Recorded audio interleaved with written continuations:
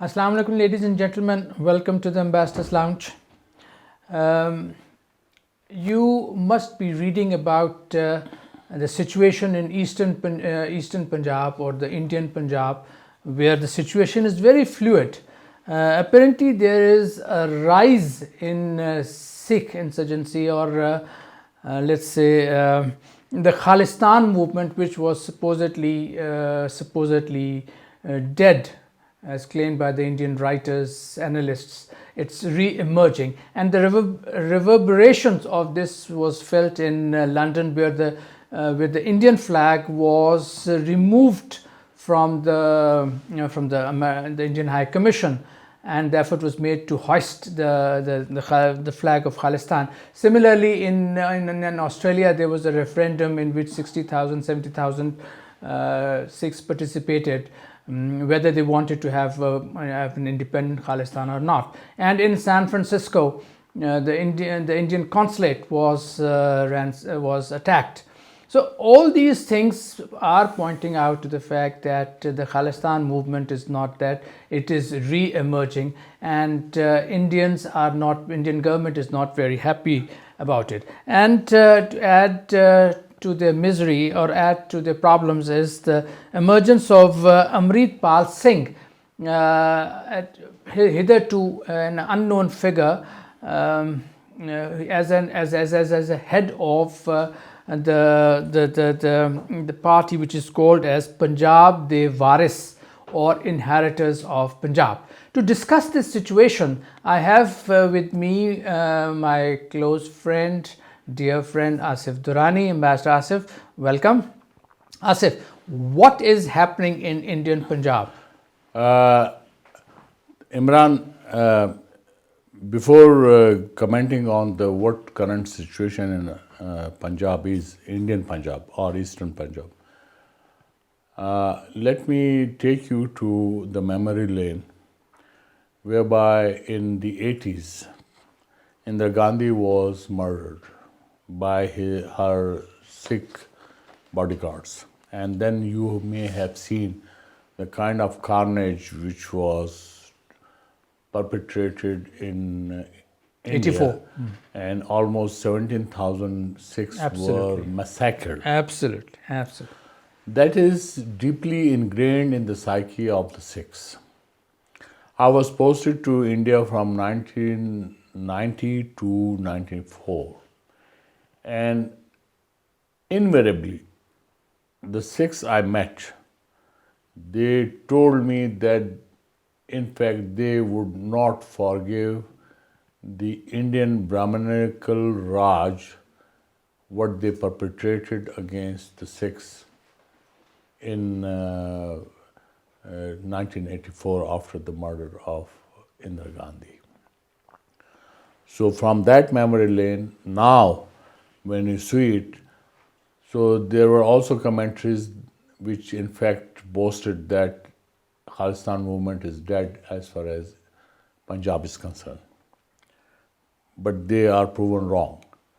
And with the emergence of Amritpal Singh and the way the Indian government is dealing with it, especially the hindutva dispensation which is ruling the country, that is ruling that country. In fact, that has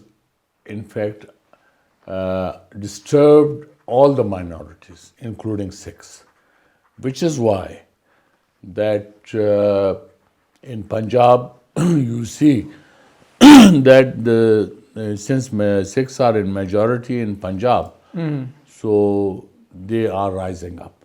And Amritpal Singh is only a symbol of that unrest in Punjab because of the Hindutva's majoritarian rule in India.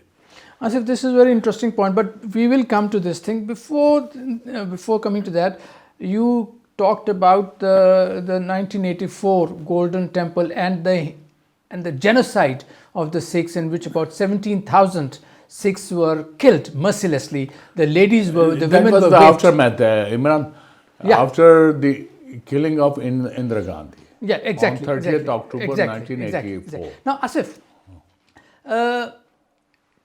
the Gujarat killings of the Of massacre 2002. of 2002 of the Muslims, Right. and 1984 genocide of the Sikhs. And there was, I was reading that since its partition or since its emergence as an independent state, there have been more than 700 incidents of mass killings in India. Now, is this 1984 and 2002 genocide of Muslims, is the same reflection of same mentality of RSS and Hindutva? If I have to quote late veteran journalist Khalistan Singh, he said 7% Brahmins are ruling India. So this is that mentality. It is just not restricted to Sikhs or Muslims or minorities. It is also equally true for the untouchables in India, who are numbered almost 300 million in India. They cannot, in fact, go and share water with the so-called upper caste Hindus. And it is happening in 2023 India. And with the advent of hindutva dispensation since 2014, this has been further entrenched in the Indian psyche, and that has been in fact injected into the Indian psyche by the RSS, the Rashtriya Swayamsevak Sangh. So here it is, in fact, it augurs, in fact, a dangerous future for India, and especially for the minorities. And when you, in fact, are vindictive to the minorities, it means you are actually calling for the unraveling of your state. This is my conclusion, but this is debatable also. But Hindutva, what the Indians say that, we are against, Hindutva is against the Muslims. It's not against Sikhs. And they believe that Sikhs is part of the religions, of the faiths which emerged from Indian soil. So what they want to do is they want to absorb Sikhism as part of India, as opposed to Muslims. You are right, Imran. This is what the narrative says. But in actual practice, if you look at it, the low-caste Hindus, actually, they are the most repressed people on earth. Because India is the only country where casteism, the word casteism, is in fact practiced. And nowhere in the word casteism is used. And forget about Sikhs, who are just 2% of Indian population, and overall they may be 20, 25 million or 30 million in the world. And in Eastern Punjab, they are in majority. Asif, what is this Khalistan movement all about? Well, this is, they want to have their own state, and Khalistan, and this is what they want. But it will come into but Pakistan they were also. forced into that. They were forced into that. About Pakistan, they know what the reality is, but at the same time, Pakistan has never hindered whatever they wanted. Their Mecca is in Pakistan, whether it is Nankana Sahib or Panja Sahib, that is there. They are, and then Kartarpur, yes, exactly. which Pakistan. So what you are saying, it is without visa. They can come and they can stay whenever they want to. So what you are saying is that the Sikhs want state within India, and of course extended to Pakistan, which is supposed to be called Khalistan. Is there an overwhelming support for Khalistan within the Sikhs in India? I think when you talk to a Sikh, I was posted to India from 1990 to 94, and invariably, every Sikh, he would reveal his wounds of 1984. That's in their memory. I was That's- watching a.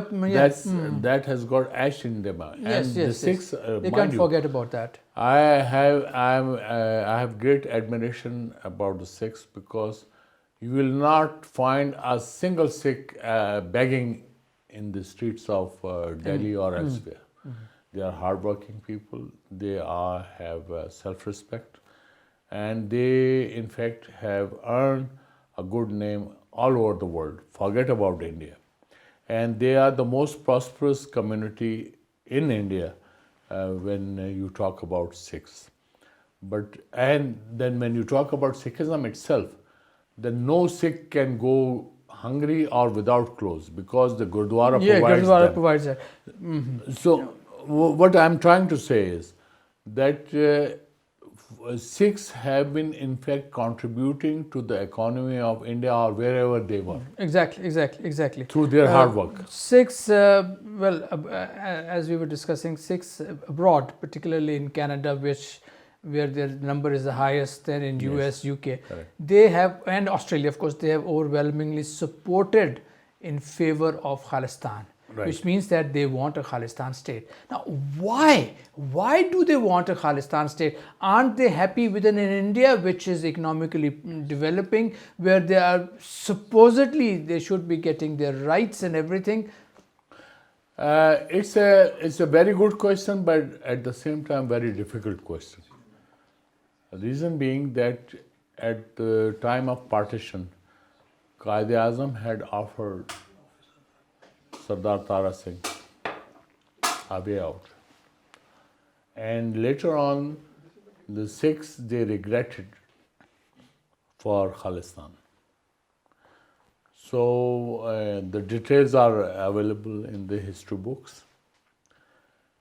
But at the same time, you have to look at it that being a minority, but at the same time, a self-respecting minority, which is hardworking.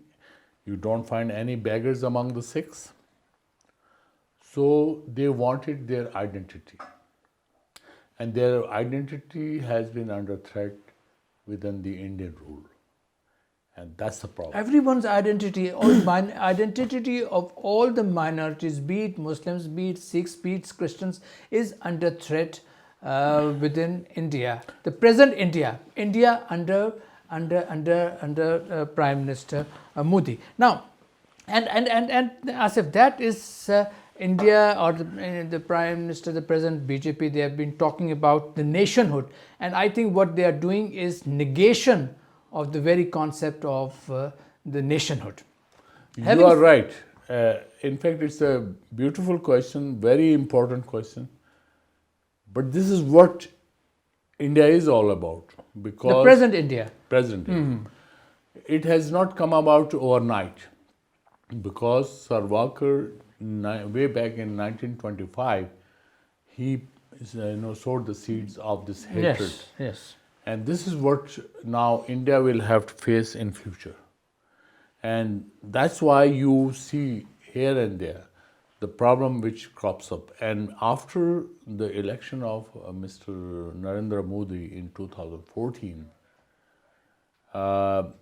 things have gone from bad to worse. As if we in Pakistan also have this problem of nationhood. We are really divided, and we have serious issues.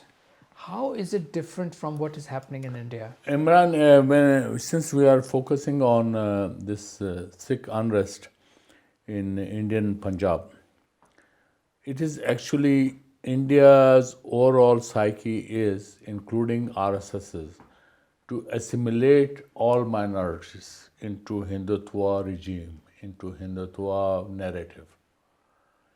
But anywhere in the world, minorities are allowed to keep their identity intact. And this is not happening in India, today's India. And it is sponsored by the government. It's protected by the government. Absolutely. And that is why that Amritpal Singh, all districts of Punjab police and their border security forces, they are after him. But at the same time, if he has not been arrested yet it shows there is a support at the ground level. Definitely, there's support because the people fear that there could be extrajudicial killing of Mr. Amritpal. And this has been a norm, Imran. This has been a norm. Absolutely correct. Since 1990s onwards, they would kill any Sikh on suspicion with impunity. And which is why that from after the murder of Indira Gandhi in October 1984 onwards, till the Punjab movement was very high, till the mid-90s, they killed people with impunity. As if since 2015, the Khalistan movement there's a reinvigoration of Khalistan movement. Correspondingly, you see in the Indian social media, people talking about repeating 1984 massacre or genocide of the Indians. In fact, you must remember that when this thing happened, someone asked Rajiv Gandhi, then Prime Minister, and he said that when a tree falls, the ground around it reverberates or something to that effect. True. But now they say it's Modi is Mount Everest. So there is this anti-Sikhism which is re-emerging in India. You're right, Imran.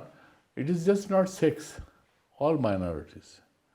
Look at the plight of the Muslims. What is happening with them? And Christians, which is happening with them. Yes. And international media is replete. And what has happened actually in Indian occupied Kashmir? Yes. They totally ghettoized Kashmir. Since their action on 5th August 2019. And the worst episode one can recall is during the COVID, when Kashmiris were allowed to suffer and they died in thousands. Exactly. So here we have to look at this kind of a situation whereby Hindutva forces, they want to have an upper hand, but at the cost of genocide. And that is very dangerous for India and its neighborhood. You are talking about Kashmir. At the moment, Asif, you must be knowing that 27 million people in Punjab are without internet. This is the second This time. is democracy. This is democracy, the Largest democracy in the world. Asif, we in Pakistan, we have lots of issues. We have lots of problems. We may not be the best nation in the world. But when the Pashtuns said that, well, our province should be named Khyber Pakhtunkhwa, we said, okay. What about, what problem does the Indian government have in accepting the Indian demand that their area, don't give them independence, but declare that area, call that area as Khalistan? You mean the Indian Punjab? Indian Punjab. I think you have hit the nail in the head. That is a very good, not only a question, but also an answer. And if Indian leadership have the sagacity, they should in fact agree to your proposal. Not my proposal. It's just no. I mean, your question itself has become a proposal. The question is, let them try, because if they declare Indian Punjab as Khalistan, so heavens won't fall. 58% of population is Sikhs.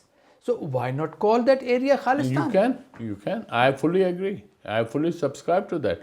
But the question is that would the Indian Hindutva majoritarian mindset is going to accept that? That's an important issue. Will the Hindutva mindset accept Punjab being called as Khalistan? It is Khalistan. It is an area where Sikhs are in majority. You are right. Absolutely, I fully agree, and I think, in fact, this should, in fact, be considered by serious Indian commentators and politicians from across the political divide. Okay, Asif, we were talking about this renaming of Punjab as Khalistan. Um, what would be the reaction of the Indian government? Well, I'm sure, I think in the Hindutva dispensation, for them it would be a shock. But at the same time, I think being friends of India and being well-wishers of India, I think it is not a bad idea, because there was demand for Pashtunistan Yeah. in Pashtun areas of Baluchistan, as well as Khyber Pakhtunkhwa. You're absolutely right, Asif. But what we did with the 18th Amendment, promises are given provincial autonomy. No one is talking about provincial autonomy anymore. So there is a solution. They should not take me as an enemy. They should take me as a well-wisher, because sometimes this can act to their advantage. Knowing full well that Khalistan's map also includes all Areas parts in of Punjab, yes. Pakistan. Asif, before we conclude this program, I have this thing in my mind that our program is watched by a lot of people in India as well. And we are going to get a lot of negative comments. We have been getting, whenever we do program on Kashmir or on India, we get a lot of negative comments from India.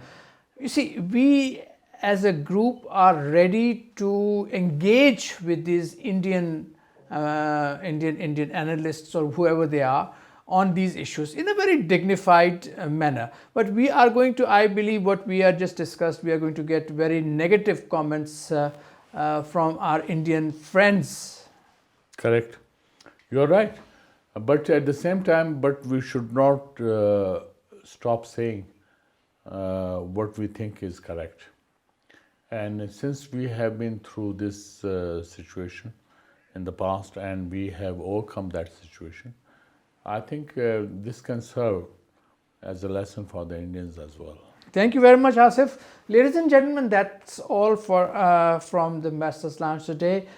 Situation in Indian Punjab is, as I said in the beginning, is fluid. Things are happening there. We do not want an unstable Punjab. We as Punjabis have a great affinity for Sikhs in India, who are also Punjabis, but that does not mean that Pakistan would want an unstable Punjab, or Pakistan would want to create a situation in India whereby instability is created. We did present a proposal that if we can, Pakistan can rename its province as Khyber Pakhtunkhwa, why cannot India or in the Indian government consider this thing to rename its to East Punjab as Khalistan? After all, the Sikhs are in majority there. Thank you very much for watching this our program, and we'll see you next week. Take care. Bye.